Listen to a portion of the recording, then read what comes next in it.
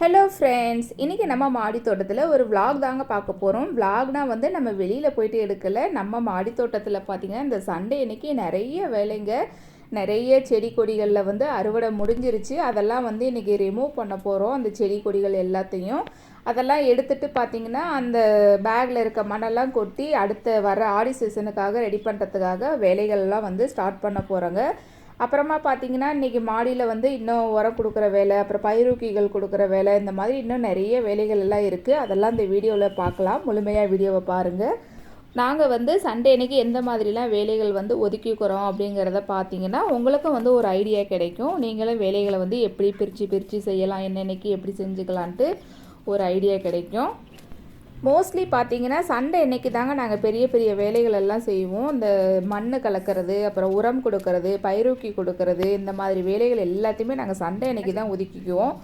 அப்புறம் இந்த பூச்சி விரட்டி தெளிக்கிறது, அப்புறம் பயிரூக்கிகள் வந்து செடிகள் மேலே தெளிக்கிறது, இதெல்லாம் பார்த்திங்கன்னா நாங்கள் இடையில செஞ்சுக்குவோங்க. அதுக்கு வந்து அதிகம் டைம் வந்து தேவைப்படாது. இந்த மாதிரி வேலைகள் செய்கிறதுக்கு வந்து அதிகம் டைம் தேவைப்படும் இல்லைங்களா, அதனால் சண்டே ஃபுல்லாக இந்த வேலை செய்கிறதுக்கு வந்து ஒதுக்கிக்குவோம். இந்த கொடி பார்த்திங்கன்னா பாகற்காய் கொடிங்க, நல்லா நமக்கு அறுவடை கொடுத்துக்கிட்டு இருந்ததுங்க. இப்போ செடி பார்த்திங்கன்னா அந்த கொடி வந்து காயிற மாதிரி ஆயிடுச்சு. புதுசாக 2 கொடி போட்டு விட்டுருக்கோங்க. அது வந்து இப்போ பூ வைக்க ஆரம்பிச்சிருச்சு. அதனால் அந்த பழைய கொடியை வந்து இன்றைக்கி ரிமூவ் பண்ணுறோம்.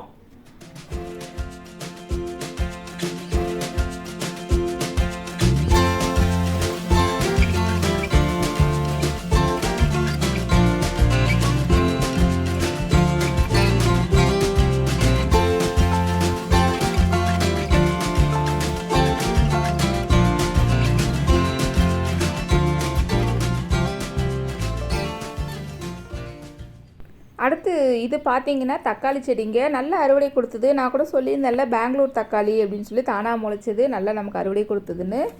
அறுவடை முடிஞ்சிருச்சு. கொஞ்சம் காய் வந்து சின்ன சின்னதாக இருக்குது. அதெல்லாம் வந்து எடுத்துகிட்டு மண்ணை ரெடி பண்ணலான்னு தான் எடுக்கிறோம். அந்த சின்ன சின்ன காய்க்காக வெயிட் பண்ண வேணாம். மண்ணை ரெடி பண்ணோம்னா அடிப்பட்டத்துக்கு நல்லாயிருக்கும். அதனால் அதையும் கட் பண்ணிவிட்டு மண்ணெல்லாம் எடுத்துடலாம்.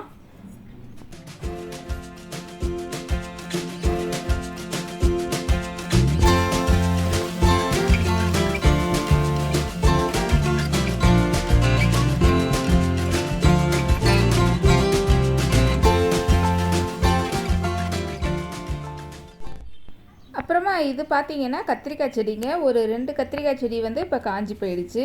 ரொம்ப நாளாக ஆயிடுச்சு காஞ்சி. சரி, மொத்தமாக நிறைய செடிகள் வந்து காலி ஆகிறப்ப எடுத்துக்கலான்னு சொல்லி தான் எடுக்காமல் வச்சுருந்தோம். இது பார்த்திங்கன்னா நீட்டு கத்திரிக்காய், நல்லா நமக்கு அறுவடை கொடுத்துதுங்க. இப்போ வந்து புதுசாக நிறைய கத்திரிக்காய் செடி போட்டிருக்கோம். அதெல்லாம் இப்போ தான் பூ எடுக்க ஆரம்பிச்சிருக்கு. இது பார்த்திங்களா, இங்கே ஒன்று சுத்தமாகவே காஞ்சிடுச்சு. இது பார்த்திங்கன்னா மணத்தக்காளி செடி, நம்ம ஆடி சீசனுக்கே போட்டது. இந்த ஒரு வாட்டர் கேனில் வந்து ஒரே ஒரு செடி தாங்க வச்சுருந்தோம்.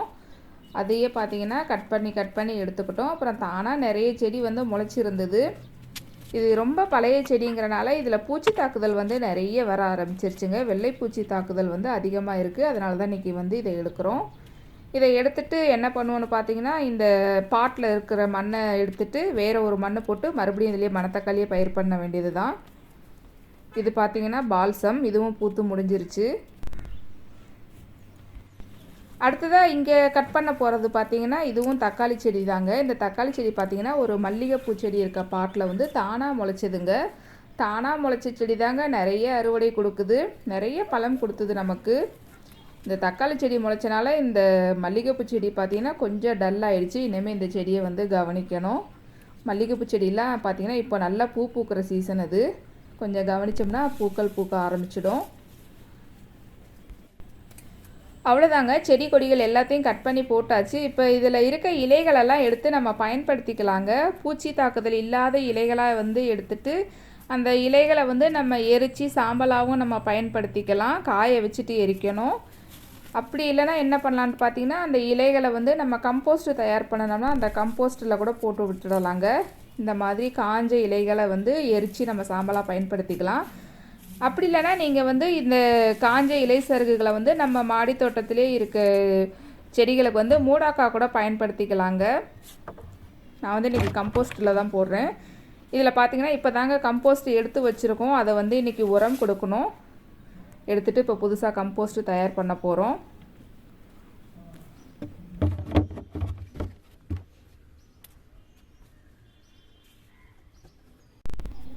இந்த பேக்கில் பாருங்கள் காய்ந்த இலை சருகுகள் எல்லாத்தையும் நாங்கள் வந்து மூடாக்க போட்டிருந்தோம். அது பார்த்திங்கன்னா ஓரளவு மக்க ஆரம்பிச்சிருச்சு பாருங்கள். மக்கி நமக்கு வந்து அதுவே வந்து உரமாக கிடச்சிரும். அந்த செடி கொடிகளுக்கு வந்து அதுவே உரமாக மாறிடும். நம்ம வந்து மூடாக்கெலாம் பயன்படுத்தும் போது நல்ல காய்ந்த இலை சிறகுகளாக பயன்படுத்தணுங்க. பச்சையாக இருக்கிறத பயன்படுத்தாதீங்க. அடுத்து இது பார்த்திங்கன்னா அலமெண்டா நல்லா பூ பூக்க ஆரம்பிச்சிருச்சுங்க. இப்போ இதில் பார்த்திங்கன்னா நிறைய அதன் அடிப்புறத்தில் வந்து காஞ்சி போயிருக்கு. அதெல்லாம் வந்து கட் பண்ணி விடுறோம். காஞ்சி ஒரு மாதிரி நொறுங்கி விழுற ஸ்டேஜில் இருக்குது சில இதெல்லாம். அதெல்லாம் வந்து கட் பண்ணுறோம். இந்த அலமெண்டா பார்த்திங்கன்னா கிட்டத்தட்ட ஒரு 4 வருஷம் ஆகுதுங்க வச்சு. நல்லாவே இருக்குது. 4 வருஷமாக நாங்கள் வந்து இதை அடிப்புறத்தில் வந்து கட் பண்ணாமே விட்டுருந்தோம். ஓரளவு நல்லா வளர்ந்து போயிடுச்சு. இந்த அலமெண்டா பார்த்திங்கன்னா நாங்கள் தரையில் கீழே வச்சு மேலே கொண்டு வந்திருக்கோங்க. அந்த மேலே கொண்டு வர்ற இடத்துல பார்த்திங்கன்னா கீழே இருந்து மேலே வர்ற இடத்துல இன்னும் நிறைய காஞ்சி இருந்தது. நான் வீடியோ எடுக்கிறதுக்கு முன்னாடி அதெல்லாம் பார்த்திங்கன்னா கொஞ்சம் கட் பண்ணி அதெல்லாம் எடுத்து கீழே போட்டுட்டோம். இது வந்து மேலே மொட்டை மாடியில் இருக்கிறது மட்டும் இது.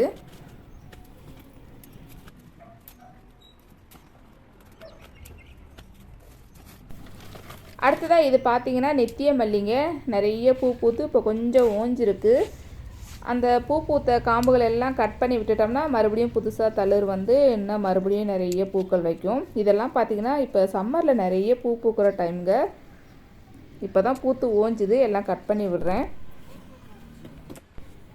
இன்றைக்கி கிட்டத்தட்ட ஒரு 10 பேகு கிட்ட காலி ஆகுதுங்க. எல்லாத்தையும் எடுத்து ஒரு ஓரமாக ஒதுக்கி வைக்கிறோம். ஒதுக்கி வச்சுட்டு டைம் எப்போ கிடைக்குதோ அப்போ தான் வந்து இதெல்லாம் ரெடி பண்ணணுங்க. இன்றைக்கி வந்து இதுக்கு டைம் இல்லை. இன்றைக்கி மற்ற வேலைகள் நிறைய இருக்குது. செடிக்கு உரம் கொடுக்குற வேலைலாம் இருக்குது. அப்புறம் பார்த்திங்கன்னா மண் கலக்கிறதுக்கு சில பொருட்கள் எல்லாம் இல்லை. அதெல்லாம் வாங்கிட்டு வந்து தான் இதெல்லாம் கலக்கணும்.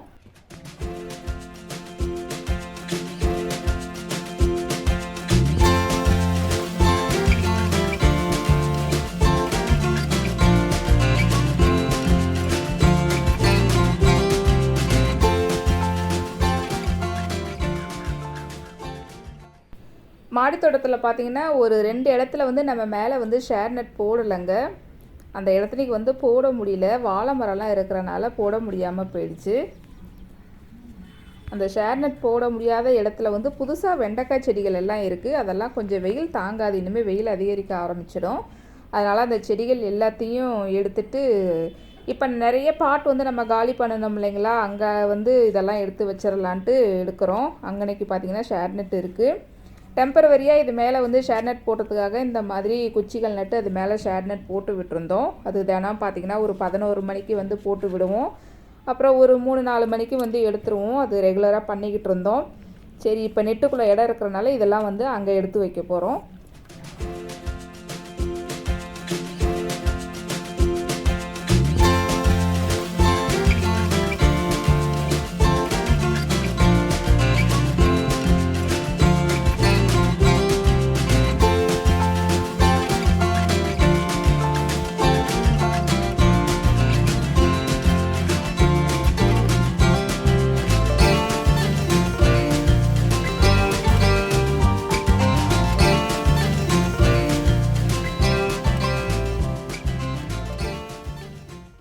எல்லா வெண்டைக்காய் செடியுமே பார்த்திங்கன்னா இப்போ பர்மனெண்ட்டாக மேலே ஷேர் நெட் இருக்க இடத்துல வந்து வச்சாச்சு. தினமும் வந்து நான் இதுக்கு ஷேர் நெட் போட்டு மூட வேண்டிய அவசியம் இல்லை. அடுத்தது இது என்னென்னு பார்த்தீங்கன்னா கற்பூரவல்லிங்க. இது கூட நாங்கள் வச்சு ஒரு 3-4 வருஷம் இருக்கும்ன்ட்டு நினைக்கிறேன். இந்த பாட்டில் பார்த்தீங்கன்னா பாதி அளவு மண் போட்டு தாங்க வச்சு விட்டோம். உரம்லாம் கொடுத்து இந்த மாதிரி ஃபுல்லாகிடுச்சு. இந்த கற்பூரவல்லி பார்த்திங்கன்னா தானாகவே வந்து மேலே செடி வந்து வர ஆரம்பிச்சிருச்சுங்க மண்ணை விட்டு. அதுவே வந்து அந்த வேர் பிடுங்கிக்கிட்டு வந்துடுச்சு. அதனால் வந்து வெயிலாக இருந்தாலும் பரவாயில்ல, 2 பதியம் போட்டு நம்ம நிழல்லையே ஒரு 10 நாள் வச்சுருந்தோம்னா வேர் பிடிச்சிக்குன்னு சொல்லி தாங்க இன்றைக்கி பதியம் போடுறோம். இப்போ வந்து கொரோனா வேறு அதிகமாக பரவ ஆரம்பிக்குது இல்லைங்களா. இந்த மாதிரி கற்பூரவல்லிலாம் வீட்டில் வச்சுக்கிறது ரொம்ப நல்லதுங்க. கொஞ்சம் இந்த இருமல்லாம் வர மாதிரி இருந்துச்சுன்னா எடுத்து நாங்கள் சாப்பிட்டுக்குவோம். ரொம்ப நல்லாவே கேட்குங்க. இது பதியம் போட்டுட்டு நிழலில் வச்சுடணும். அப்போ தான் வேர் பிடிக்கும், இல்லைன்னா காஞ்சி போயிடும். வெயிலில் வைக்கவே கூடாது. இப்போ இந்த கற்பூரவல்லியை பார்த்திங்கன்னா நாங்கள் வந்து ஒரு வாட்டர் கேனில் தாங்க வச்சு விடுறோம். அந்த 20 லிட்டர் வாட்டர் கேன் இருக்குது இல்லைங்களா, அதை வந்து ஒரு 3/4 பாகத்து கட் பண்ணி அதில் தான் வச்சு விட்றோம். ஒரு 3 குச்சி வச்சு விடுறாங்க. ஏதாவது ஒன்று தளைஞ்சு வந்தால் கூட போதும். ரொம்ப நாளைக்கு வந்து அது அப்படியே நல்லா இருக்கும். நிறைய கிளைகள், பக்க கிளைகள்லாம் நிறைய வர ஆரம்பிச்சிடும்.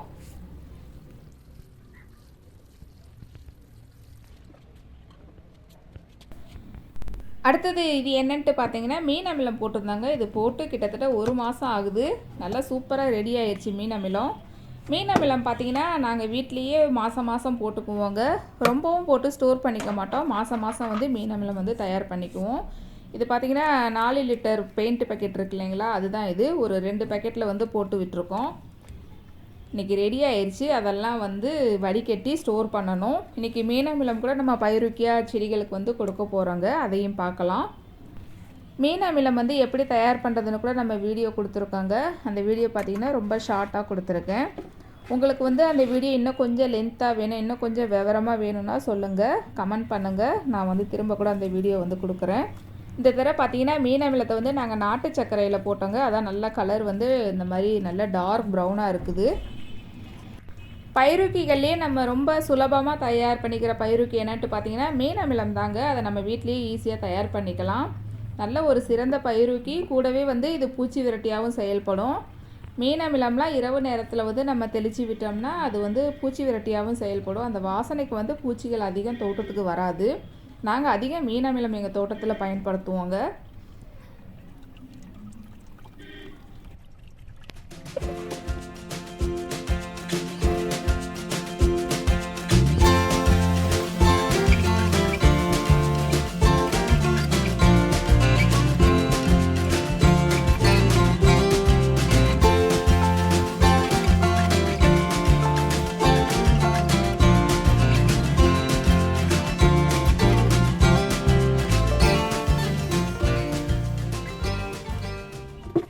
மொத்தம் பார்த்தீங்கன்னா ஒரு 2 பேக்கெட்டில் போட்டிருந்தாங்க. அந்த 4 லிட்டர் பெயிண்ட் பேக்கெட் இருக்கு இல்லைங்களா, அதில் வந்து 2 பேக்கெட்டில் போட்டிருந்தோம்.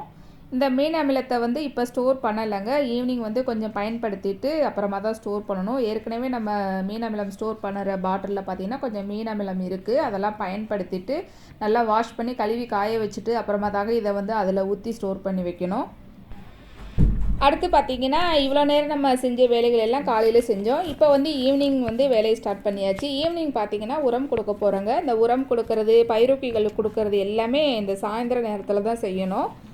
இந்த உரம் பார்த்திங்கன்னா நம்ம காய்கறி கழிவு கம்போஸ்ட்டு தாங்க. நான் சொன்னேன்ல காய்கறி கழிவு கம்போஸ்ட் வந்து எடுத்து வச்சுருக்கோம், அதை உரமாக கொடுக்கணுன்ட்டு. அதுதான் இது. இந்த முறை வந்து நாங்கள் சலிக்கலைங்க. எப்பொழுதும் சலித்து தான் பயன்படுத்துவோம். அந்த ஜல்லடை வந்து இல்லை வீட்டில் இப்போ, அதனால் அப்படியே வந்து கொஞ்சம் ஜலிக்காமையே கொடுக்குறோம். கொஞ்சம் அந்த முட்டை ஓடு மட்டும் கொஞ்சம் இன்னும் மக்காமல் இருக்குது. அதுதான் அந்த வெள்ளை வெள்ளையாக இருக்கிறது. அது மண்ணில் கலந்து மக்கிக்கும். இப்போ உரம் பார்த்திங்கன்னா நான் வீடியோ எடுக்கிறதுக்கு வந்து புதுச்செடிகளுக்கு மட்டும்தான் கொடுத்து காமிக்கிறேன். தோட்டத்தில் இருக்க எல்லா செடிகளுக்குமே தாங்க உரம் கொடுப்போம். மொத்தமாக தான் உரம் கொடுப்போம். காய்கறி செடிகளுக்கு வந்து ஒரு நாள் உரம் கொடுத்தோம்னா அடுத்த நாள் வந்து நாங்கள் பூச்செடிகளுக்கு உரம் கொடுப்போங்க. மொத்தமாக வந்து எல்லா செடிகளுக்கும் கொடுக்கறது கொஞ்சம் கஷ்டமாக இருக்கும் ஒரே நாளையில். என் கணவர் வந்து உரம் கொடுத்துக்கிட்டே போனாங்கன்னா நான் வந்து பின்னாடி கலக்கி விட்டுக்கிட்டே போவேன். இப்போ வந்து நான் வீடியோ எடுத்துக்கிட்டு இருக்கேன். எடுத்து முடிச்சுட்டு தான் அப்புறமா வந்து கலக்கி விடணும். அவங்க கொஞ்சமாக வந்து கலக்கி காமிப்பாங்க. ஒவ்வொரு செடிக்குமே பார்த்திங்கன்னா ஒரு கைப்பிடி அளவு உரம் போடுவாங்க. கொஞ்சம் பெரிய செடியாக இருந்தது அப்படின்னா கொஞ்சம் அதிகமாக போடுவோம். பழச்செடிகளுக்கெல்லாம் நிறைய போடுவோம்.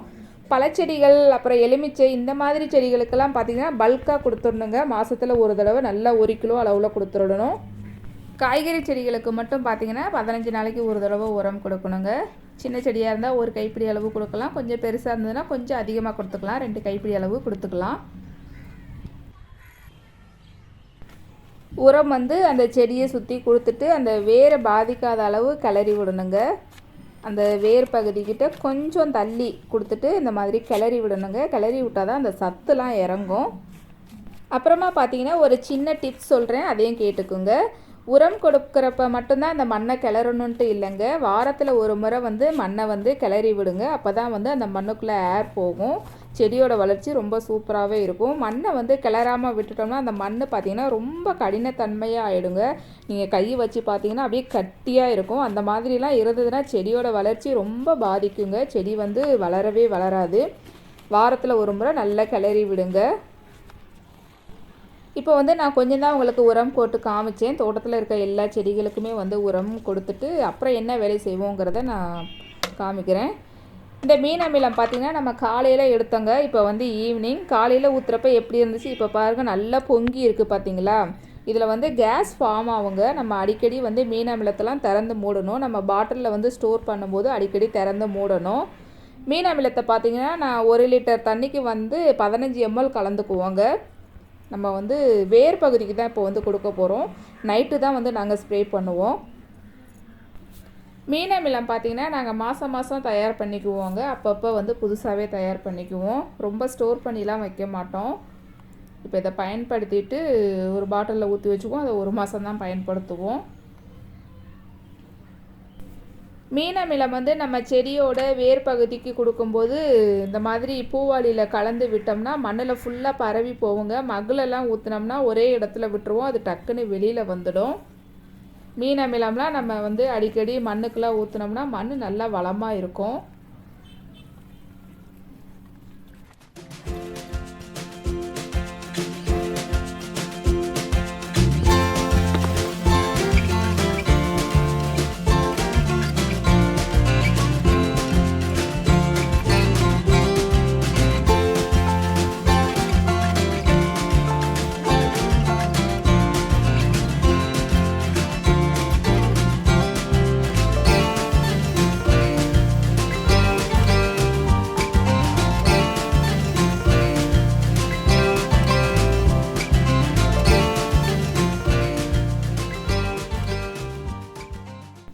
இந்த வாரம் சண்டே பார்த்திங்கன்னா இந்த வேலைகள் தாங்க நம்ம செஞ்சோம். அந்த எடுத்து வச்சுருக்க மண்ணெல்லாம் பார்த்திங்கன்னா இன்னொரு நாள் தான் ரெடி பண்ணணும்.